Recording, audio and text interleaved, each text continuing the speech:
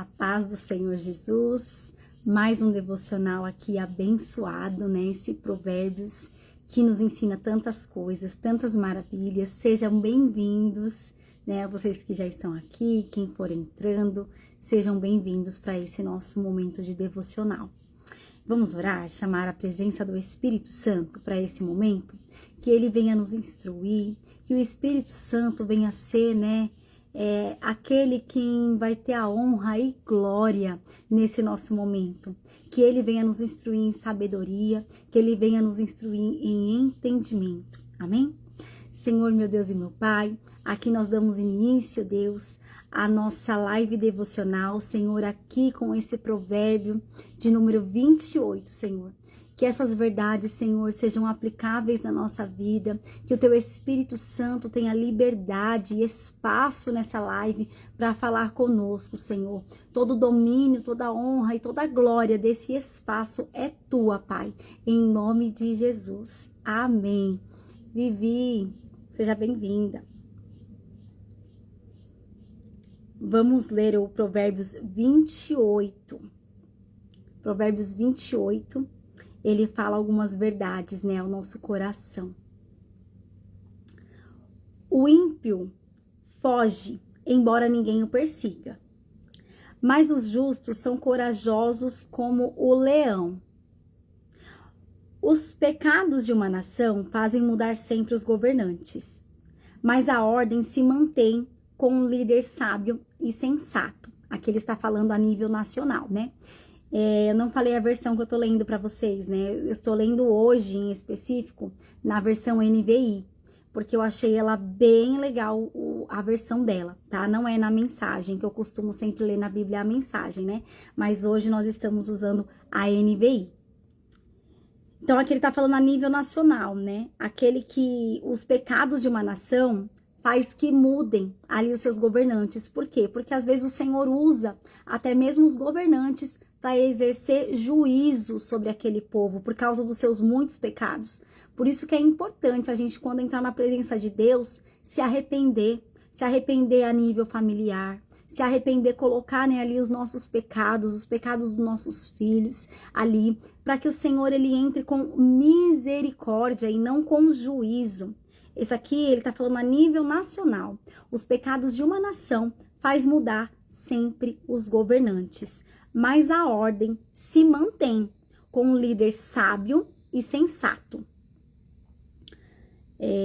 O 3. O pobre que oprime os pobres é como uma tempestade súbita que destrói a plantação. Ou seja, um pobre que oprime o próprio pobre, ele é uma destruição. Os que abandonam a lei elogiam os ímpios, mas os que obedecem à lei lutam contra eles. Ou seja, você tem que ter um lado. Não dá para você ser, eu vou ficar aqui em cima desse muro, não sei o que eu faço em cima desse muro. Você tem que ter um lado. Porque ou você é ímpio ou você é justo. E aqueles que obedecem à lei lutam contra eles. Eles quem? Os ímpios. E às vezes esse lutar não é lutar de você se opor, de você criar confusão. Às vezes esse lutar é lutar nas regiões celestiais mesmo. É você se colocar em oração. É você realmente estar disponível, né? Para que você consiga pegar essa pessoa, tirar ela das trevas e colocar ela para a devida luz, né? É você se posicionar em luta por alguém. Vou ler o 5, tá? Provérbios 28, 5. Eu estou lendo na versão NVI. Os homens maus não entendem a justiça, mas os que buscam o Senhor a entendem plenamente. Ou seja, quem busca o Senhor entende de justiça, porque Deus é justo, né? E aqueles que o seguem se tornam justos. A nossa justiça, ela começa a se alinhar com o mesmo propósito do céu. E aí a gente começa a ver a justiça de uma forma mais ampla e não tomando partido de um ou de outro. A gente toma partido do que o reino toma partido. A gente começa a entender essas coisas. Melhor é o pobre íntegro na sua conduta do que o rico perverso nos seus caminhos. Quem obedece à lei é filho sábio, mas o companheiro dos glutões envergonham o seu pai. Ele aqui está falando, né, daquele filho que sabe agradar o pai, que obedece o pai, que entende as instruções. Agora, aqueles que se assentam, né, aqui ele usa o termo glutões, porque a glutonaria, ela causa vergonha, né? Aquela pessoa que é descontrolada, ela não tem domínio próprio, ela desconta ali na glutonaria, na comida, né? Ela passa vergonha. Então, esses que se assentam com esse tipo de pessoa, ele tá usando uma metáfora, ele causa vergonha. Quem aumenta a própria riqueza com juros exorbitantes, ajunta para outro que será bondoso com os pobres.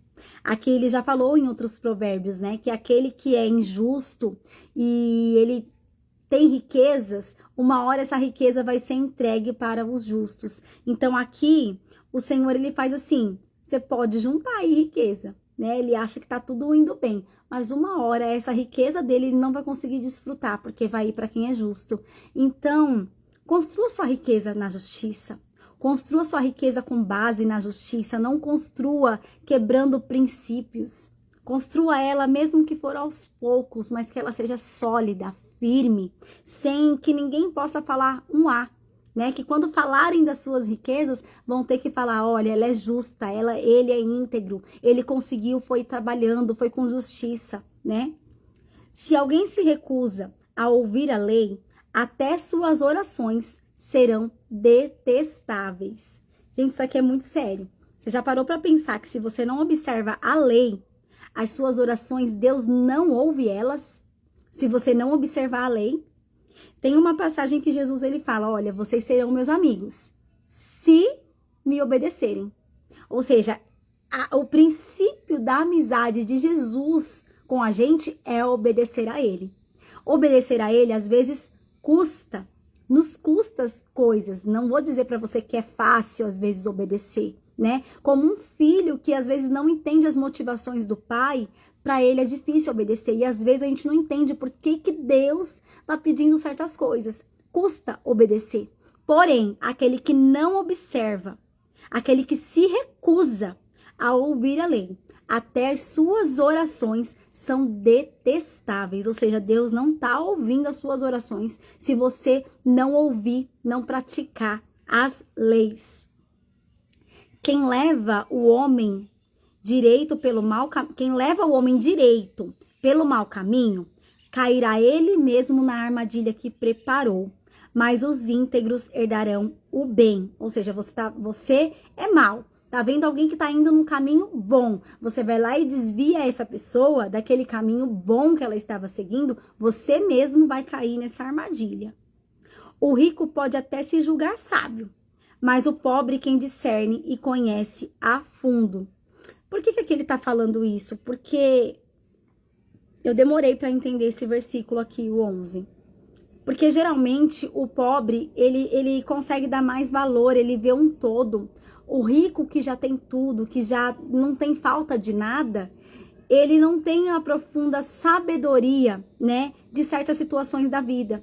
Você já viu aquelas pessoas que dão muito valor nas coisas que elas conquistam? Porque elas sabem, né, que não foi fácil chegar ali. Elas sabem que aquele desfrute veio de certas renúncias, de certas coisas que teve que trabalhar muito, fazer. Ou seja, aquele que já é rico, ele não sabe disso. Ele já é rico, ele não consegue valorizar num todo aquele dinheiro que ele tem, entende? Quando os justos triunfam, há grande alegria. Quando os ímpios sobem ao poder, os homens tratam de se esconder. Isso aqui não é novidade para ninguém, né? Quando a gente tem um governador injusto, quem mais sofre é o povo. Esse 13 foi o que mais me marcou em todo o capítulo, o 13 e o 14. Então, presta bem atenção nisso daqui, porque o Espírito Santo me tocou muito quando eu li isso aqui.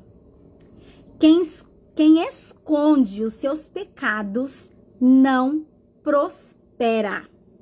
Mas quem os confessa e abandona, encontra misericórdia. Bem-aventurado o homem que é constante no temor de Deus, mas quem endurece o seu coração cairá na desgraça. Então, primeiro, você tem que confessar os seus pecados, abandonar os seus pecados.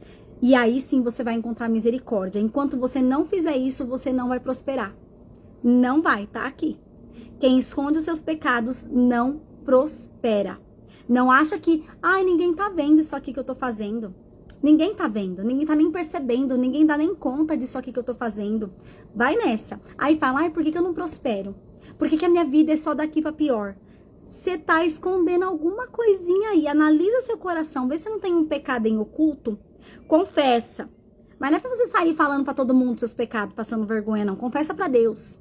Que é Ele que tem que saber dos seus pecados. É Ele quem tem que saber, porque só Ele vai conseguir moldar o seu coração. Se você contar pra mim, eu só vou ouvir e eu não vou poder fazer nada. Eu não morri na cruz por você. Eu não vou nem conseguir perdoar os seus pecados, né? Então, confessa pra Ele, abandona a prática e aí você vai encontrar misericórdia. Bem-aventurado o homem que é constante no temor a Deus. Gente, a constância, eu falo que é uma palavra muito forte na minha vida, porque eu luto contra a inconstância. Eu luto para ser uma pessoa constante, eu luto para estar sempre constante naquilo que eu me propus a fazer, porque eu tenho um certo defeito. Eu começo as coisas e sou tendenciosa a não terminar. Eu sou procrastinadora, eu não sou constante. Às vezes as pessoas falam assim, Mayara, você é disciplinada. Mas porque eu encontrei na disciplina uma ferramenta para me fazer ser constante naquilo que eu me propus a fazer. Porque se eu não tiver disciplina, eu largo as coisas assim que a empolgação acaba. Então, o primeiro amor, ele é maravilhoso. A gente encontra Deus, a gente encontra Jesus e a gente, eu amo Jesus, eu quero largar tudo e viver para Ele. Mas Ele não quer só isso. Ele quer a constância disso. Ele quer além desses primeiros momentos, ele quer a constância quando ele silenciar, ele quer a constância quando ele não falar nada, ele quer a constância quando simplesmente ele decide ficar quieto. Será que eu sou constante nesses momentos? Quando o Senhor decide se calar? Então ele está falando, bem-aventurado o homem que é constante no temor do Senhor, mas quem endurece o seu coração cairá em desgraça. Como um leão que ruge, ou um urso feroz, é o ímpio que governa um povo necessitado. Por que toda hora ele está falando aqui, né, sobre nível nação? Porque aqui ele estava dando conselho para alguém que seria governante, né? Então aqui ele está falando toda hora sobre liderança, sobre governo, porque isso é o que acontece, né? Com um governo ruim, quem sofre? Quem sofre é aqueles que estão liderados, debaixo dessa liderança ruim. O povo sem governo, o governo sem discernimento aumenta a opressão. Mas os que odeiam o ganho desonesto prolongarão o seu governo. O assassino, atormentado pela culpa, será fugitivo até a morte, que ninguém o proteja. Ou seja, ele vai colher aquilo que ele plantou, não é para ninguém proteger. O assassino, atormentado pela culpa, será fugitivo até a morte, que ninguém o proteja. Aquilo que você faz, você vai pagar. Você vai pagar. Né? Se você não fizer como no versículo 13, não confessar, não se arrepender e não deixar duro o seu coração, né, para as coisas que o Senhor tem para a sua vida, ninguém tem que ter pena de você, porque você vai colher aquilo que exatamente você plantou. Agora, através da graça, da misericórdia de Deus, a gente encontra perdão, né? A gente não está impune e livre das consequências, porque as consequências, elas vêm, tá, gente? A gente acha que encontrou Jesus, ele vai jogar o meu passado no mar do esquecimento, como está ali na Bíblia, né? Que tem um versículo que fala sobre isso, mas que eu não vou ter consequência de nada. Não, eu vou ter consequências. E às vezes, é o que eu falo, o pecado de você roubar uma agulha e você roubar um banco é pecado para Deus do mesmo jeito, porém a consequência é totalmente diferente. Entende isso? Para Deus é pecado igual. Para Deus você pecou roubando uma agulha ou roubando um banco. Você pecou. Para Deus é inaceitável. As duas atitudes é inaceitável. Porém, na lei do homem é diferente a consequência. Então, não pense que você vai fazer as coisas e que você não vai ter consequência. Quem lavra a sua terra terá comida com fartura. Ou seja, quem trabalha na sua terra, ele tá falando sobre dinheiro, terá comida com fartura. Mas quem corre atrás de fantasias se fartará de miséria. Ou seja, você é alguém que fica aí só sonhando, só imaginando as coisas e não arregaça as mangas e não vai trabalhar, você vai colher miséria. E ele já falou isso, né, em outros versículos aí passados. O fiel receberá muitas bênçãos, mas quem tenta enriquecer depressa não ficará impune. Agir com parcialidade não é bom, pois até por um pedaço de pão o homem se dispõe a fazer o mal. Ou seja, aqui ele tá falando sobre juízes corruptos, tá? Aqui ele tá falando sobre exercer um juízo através da corrupção. Ou seja, um homem mau, ele aceita até um pedaço de pão. Se ele tiver ali que mexer uns pauzinhos e você pegar para ele um pedaço de pão, ele se corrompeu. Então, por isso que não é bom a gente ter parcialidade. Nós temos que, no momento de julgar, né? Porque existem momentos em que a gente tem que julgar certas situações, certas coisas que aconteceram na nossa vida. A gente tem que ter um olhar analítico, certo? Só que a gente tem que julgar sem parcialidade. Nós temos que ser imparciais no julgamento, para não tomar partido nem de um e nem de outro. Tomar partido de quem? Do reino. Gente, o reino, ele sempre tem que ganhar. Não interessa quem vai perder. O reino tem sempre que ganhar. Não interessa quem vai sofrer as consequências. O reino tem que prevalecer. Nós temos que ter a medida da nossa justiça, a medida de Deus. Nós não podemos falar que a gente é maior que Deus. Quer dizer que você é maior que Deus? Que a sua justiça excede a justiça de Deus? Né? Então, seja imparcial. Seja imparcial nas questões familiares, nas questões do serviço, tudo ali que você se vê diante de uma situação, que você tem que tomar uma decisão ali, seja imparcial, né? Não tome parcialidade de nada e nem de ninguém.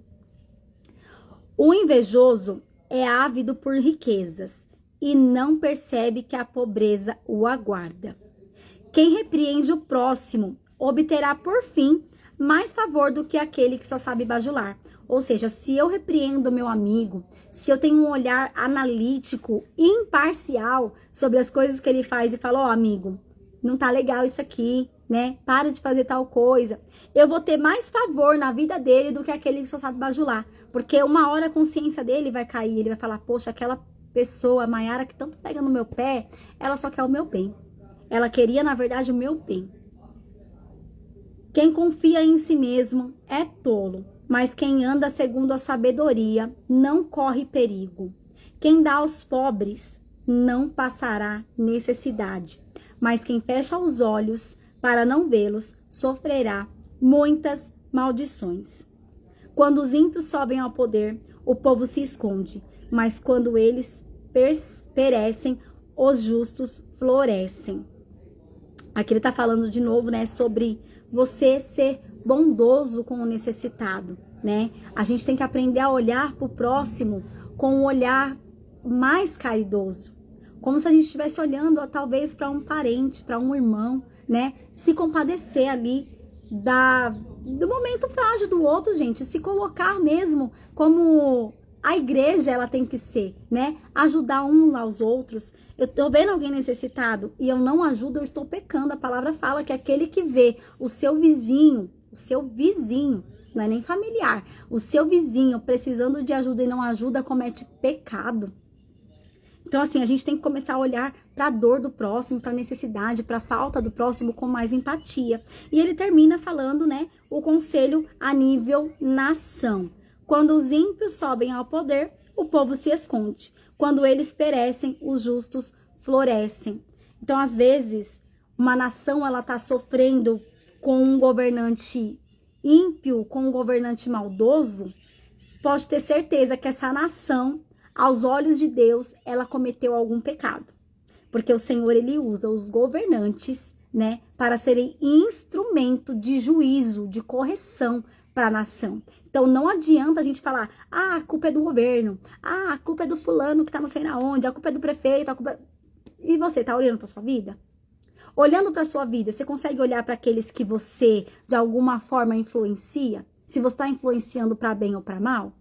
Porque Deus usa essas pessoas para executar juízo. Então, alguma coisa tá errado. E não é que tá errado neles, é que tá errado na gente. né? Eu sempre vou falar isso para vocês, eu sempre vou encontrar um jeito, Deus, o Espírito Santo, sempre vai nos levar a refletir sobre nós mesmos e parar de colocar a culpa no outro. Quantas vezes, né, historicamente, na Bíblia, a gente vê a nação de Israel sendo levada a ser subjugada por reis, por pessoas, por domínios, né, maldosos. Mas por quê? Porque eles estavam cometendo coisas desagradáveis aos olhos de Deus. E Deus precisava trazer eles de volta. E essa é uma das ferramentas que o Senhor usa, tá? Governantes ruins é sinal de que o povo não está cometendo atitudes legais diante de Deus. Então vamos olhar pra gente, pra nossa casa, pra nossa família, pra nossa igreja, pra aquilo que a gente pode mudar. Ah, Mayara, eu não posso mudar o Brasil, tá? Mas você pode mudar a si mesmo, você pode mudar os seus filhos, você pode mudar a sua igreja, né? Se você tem alguma liderança, se você tem ali algum posicionamento de liderança, você consegue, né? Através do Espírito Santo moldar essas pessoas. E assim a gente consegue, né, mudar. Quem sabe aí, né, um sonho lindo, maravilhoso a nível nação. E aqui Salomão, ele entendia isso, é por isso que ele dá esses conselhos para o filho dele. Amém? Vamos finalizar aqui essa live, esse devocional. Amanhã não tem live, né? Amanhã nem domingo. Segunda-feira nós voltamos aqui com Provérbios, que está acabando. Uma dorzinha no coração, mas está acabando. E segunda-feira, às 12h30, eu te espero aqui pra gente dar continuidade, sequência aí no nosso livro de Provérbios. Amém? Tchau, tchau. Obrigada por ter ficado até aqui. Até segunda-feira.